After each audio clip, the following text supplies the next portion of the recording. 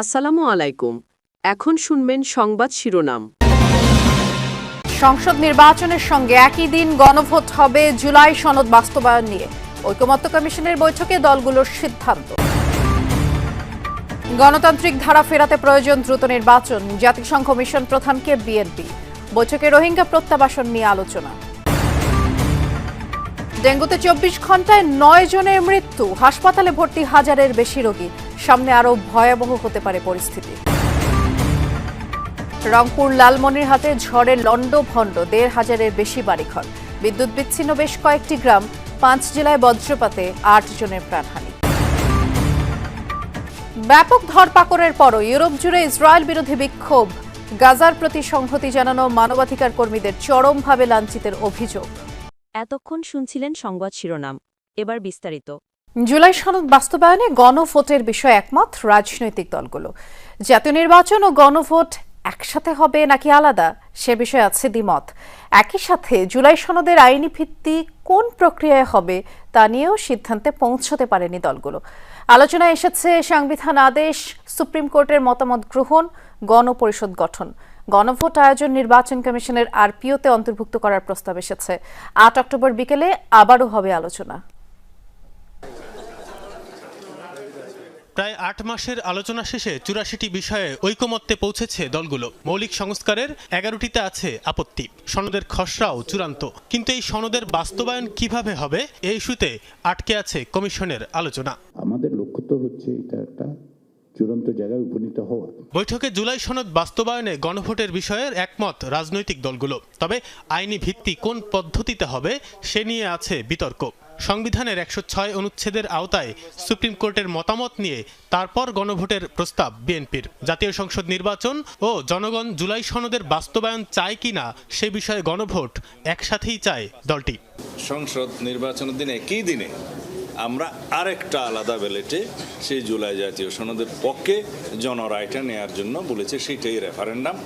এই রেফারেন্ডাম অনুষ্ঠানের জন্য আমাদেরকে কনস্টিটিউশনে কোনো অ্যামেন্ডমেন্ট আগে আনতে হবে না। তবে জামায়াতে ইসলামী মনে করে এতে করে বিচার বিভাগ রাজনীতিকীকরণ হবে, হারাবে নিরপেক্ষতা। সংবিধান আদেশ জারি করে সংসদ কার্যকরের প্রস্তাব দলটির। নেতাদের মতে জুলাই সনদের ভিত্তিতে নির্বাচন সম্ভব, নির্বাচনের আগেই গণভোট চায় দলটি। ধরেন বলল ভবিষ্যতে একবার চ্যালেঞ্জ হলো, আজ থেকে 20 বছর পরে কোথায় যাব আমি? হাইকোর্টে রিট পিটিশন করব। সুপ্রিম কোর্টের এই অ্যাডভাইজারি ওপিনিয়নের ভিত্তিতে এটা করার পরে হাইকোর্টের রিট পিটিশনের অপশন আর ওপেন থাকে? নো। আইনি ভিত্তি রচনার জন্য যদি গণভোটে যায় তাহলে এটা হবে সবচেয়ে পাওয়ারফুল।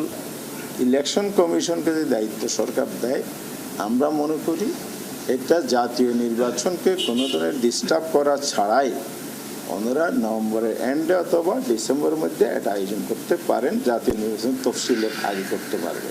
দেশে গণতান্ত্রিক ধারা ফিরিয়ে আনতে নির্বাচন জরুরি বলে জাতিসংঘ মিশনকে জানিয়েছে বিএনপি। গুলশানে চেয়ারপারসনের কার্যালয়ে ঢাকায় নিযুক্ত জাতিসংঘের আবাসিক সমন্বয়কারী গোয়েন লুইসের সাথে বৈঠকে এই অবস্থান তুলে ধরে দলটি। অপর এক অনুষ্ঠানে বিএনপির সিনিয়র যুগ্ম মহাসচিব রুহুল কবির রিজভী বলেছেন, পতিত সরকারের আমলে শিক্ষাক্ষেত্রে কোনো উন্নয়ন হয়নি, ছাত্র রাজনীতির নামে শিক্ষা প্রতিষ্ঠানে মাস্তান তৈরি করা হয়েছে। বাংলাদেশ জাতীয়তাবাদী দল বিএনপির মহাসচিব মির্জা ফখরুলের সাথে বৈঠক করেন ঢাকায় নিযুক্ত জাতিসংঘের আবাসিক সমন্বয়কারী গোয়েন লুইস। বৈঠকে উপস্থিত ছিলেন স্থায়ী কমিটির সদস্য আমির খসরু মাহমুদ চৌধুরী, ভারপ্রাপ্ত চেয়ারম্যান তারেক রহমানের আন্তর্জাতিক বিষয়ক উপদেষ্টা হুমায়ুন কবির ও সাংগঠনিক সম্পাদক শামা ওবায়েদ। বৈঠক শেষে বিএনপির স্থায়ী কমিটির সদস্য আমির খসরু মাহমুদ চৌধুরী বলেন, বাংলাদেশ প্রেক্ষাপট এবং গণতান্ত্রিক ভবিষ্যৎ নিয়ে বৈঠকে কথা হয়েছে। আলোচনায় উঠে আসে রোহিঙ্গা ইস্যুও। গণতান্ত্রিক অর্ডার ফিরিয়ে আনার জন্য আজকে সকলে মিলে কাজ করতে হবে এবং সবচেয়ে বড় চাহিদা হচ্ছে এই জনগণের এই মুহূর্তে গণতান্ত্রিক অর্ডার ফিরিয়ে আনতে গেলে একটা খুব সহসা একটা নির্বাচনের মাধ্যমে সেই কাজটা আমাদেরকে করতে হবে। এবং ফেব্রুয়ারির প্রথমার্ধে যে নির্বাচনের আলোচনা চলছে, এটাকে কিভাবে সফলভাবে আমরা সমাপ্তি করতে পারি সেটা আলোচনা হয়েছে। জাতিসংঘের বিদায়ী আবাসিক সমন্বয়কারী গোয়েন লুইস বলেন, রোহিঙ্গা সংকট মোকাবেলায় বাংলাদেশের পর্যাপ্ত সহযোগিতা প্রয়োজন। রোহিঙ্গাদের মানবিক পরিস্থিতি এখনও বেশ কঠিন। গত সপ্তাহে জাতিসংঘে মালয়েশিয়া, ফিনল্যান্ড আর বাংলাদেশের অংশগ্রহণে এক গুরুত্বপূর্ণ বৈঠক হয়েছে। সেখানে আমরা বাংলাদেশের আর্থিক চাহিদার বিষয়টা তুলে ধরেছি। শরণার্থীদের প্রতি এই দেশের অসাধারণ আতিথেয়তার কথাও বলেছি সেখানে। রোহিঙ্গা জনগোষ্ঠীর পাশে থাকার জন্য আমরা বর্তমান আর আগামী দিনের সরকারকে ধন্যবাদ জানাই। বছর ঘুরে আবারও ডেঙ্গুর প্রকোপ। প্রতি বছর প্রায় একই সময়ে ডেঙ্গুর বারবারন্ত শুরু হলেও এখন পর্যন্ত এর বিরুদ্ধে কোনোই টেকসই সমাধান মেলেনি। গত 24 ঘন্টায় 9 জনের মৃত্যু হয়েছে ডেঙ্গুতে। আর এবছর প্রাণহানির এই তালিকায় আগেই যোগ হয়েছে 212 জনের নাম। তবুও যেন টনক নড়েনি দায়িত্বপ্রাপ্তদের। বিশেষজ্ঞরা বলছেন সপ্তাহখানেকের মধ্যে পরিস্থিতি আরও ভয়াবহ হবে, আর তাই ব্যক্তিগত সচেতনতা বাড়ানোর পরামর্শ তাদের। ফের বাড়ছে ডেঙ্গুর প্রকোপ। আবারও তীব্র মাথা ব্যথা, বমি ভাব আর জ্বরের লক্ষণ নিয়ে হাসপাতালে বাড়ছে রোগীর সংখ্যা। গত 24 ঘন্টায় ডেঙ্গুতে আক্রান্ত হয়ে প্রাণ গেছে 9 জনের। আক্রান্ত 1042 জন। সাধারণত মে থেকে ডেঙ্গুর প্রকোপ শুরু হয়। সেপ্টেম্বর বা অক্টোবরে সর্বোচ্চ পর্যায়ে পৌঁছায় এর প্রভাব। এবছর জুন থেকেই হঠাৎ ঊর্ধ্বমুখী ডেঙ্গুর সূচক।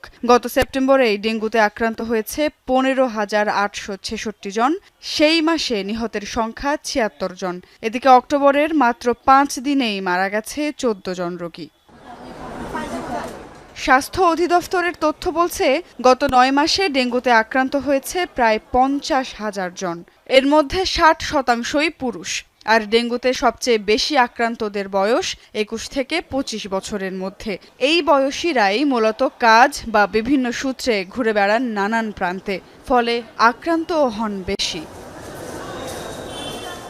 বিশেষজ্ঞরা উদ্বেগ প্রকাশ করছেন রীতিমতো। পূজার ছুটি শেষ হয়েছে সবেমাত্র, এখনো অনেকেই কাজের সূত্রে ফিরছেন ঢাকায়। আশঙ্কা, সপ্তাহখানেকের মধ্যে ডেঙ্গুর প্রকোপ আরও ভয়াবহ হয়ে উঠতে পারে। এর স্পর্শগুলো আমাদের শিক্ষা প্রতিষ্ঠান, বাসাবাড়ি, অফিস আদালত দীর্ঘ সময় বন্ধ থাকার কারণে সেগুলো এখন পূর্ণাঙ্গ মশাতে রূপান্তরিত হয়েছে। পূজার ছুটির পরে যখন মানুষজন ফিরবে, তখন এই মশাগুলো জ্যামিতিক হারে ডেঙ্গু ছড়ানোর জন্য একটি ভূমিকা পালন করবে।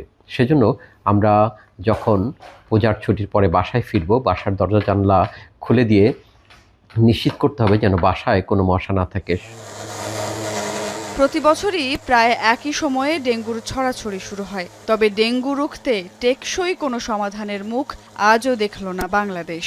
তাই ডেঙ্গু থেকে বাঁচতে ব্যক্তিগত পর্যায়ের সচেতনতাতেই ভরসা জনগণের।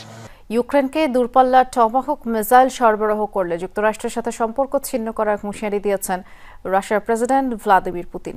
রোববার এক ভিডিও বার্তায় এই হুঁশিয়ারি দেন তিনি। উদ্বেগের বিষয় হচ্ছে ইউক্রেনকে নতুন অস্ত্র ব্যবস্থা সরবরাহের বিষয়ে আলোচনা হচ্ছে, যার মধ্যে রয়েছে টমাহকের মতো দূরপাল্লার ক্ষেপণাস্ত্র ব্যবস্থা। এমন পদক্ষেপ আমাদের সম্পর্ককে নষ্ট করবে। এই সম্পর্কের মধ্যে যে ইতিবাচক সম্ভাবনা ছিল সেটিও শেষ হয়ে যাবে। ভারী বর্ষণ, আকস্মিক বন্যা আর ভূমিধসে বিপর্যস্ত নেপাল ও ভারত। দুদিনের প্রাকৃতিক দুর্যোগে নেপালে প্রাণহানি বেড়ে দাঁড়িয়েছে কমপক্ষে 47 জনে। ভূমিধস এবং বন্যাজনিত কারণে সিকিম ও পশ্চিমবঙ্গে অন্তত 18 জনের মৃত্যু হয়েছে। সবশেষ প্রাপ্ত তথ্য অনুযায়ী আকস্মিক বন্যার পানিতে এখনও অনেকেই নিখোঁজ। চলমান পরিস্থিতিতে বাংলাদেশেও বন্যার শঙ্কা দেখা দিয়েছে। শুক্রবার থেকে মৌসুমি বৃষ্টিপাতে নাজেহাল হিমালয় কন্যা নেপাল। বিপর্যস্ত পাহাড় বেষ্টিত রাজধানী কাঠমান্ডু। 48 ঘন্টার বর্ষণে তলিয়েছে গ্রাম থেকে শহরাঞ্চলের বহু এলাকা। গুরুত্বপূর্ণ রাস্তা পানিতে তলিয়ে যাওয়ায় পুরো দেশের সাথে কার্যত সড়ক পথে বিচ্ছিন্ন রাজধানী কাঠমান্ডু। ব্যাহত যান চলাচল, ভেঙে গেছে একাধিক সেতু, পানি প্রবেশ করেছে বহু আবাসিক এলাকায়। ভারত সীমান্তবর্তী বেশ কিছু জেলায় ঘটেছে ভূমিধসের ঘটনা। এছাড়াও বজ্রপাত ও বন্যাজনিত কারণে মৃত্যু হয়েছে আরও কয়েকজনের। আবহাওয়া বিভাগ জানিয়েছে সোমবার পর্যন্ত অব্যাহত থাকবে বৃষ্টিপাত।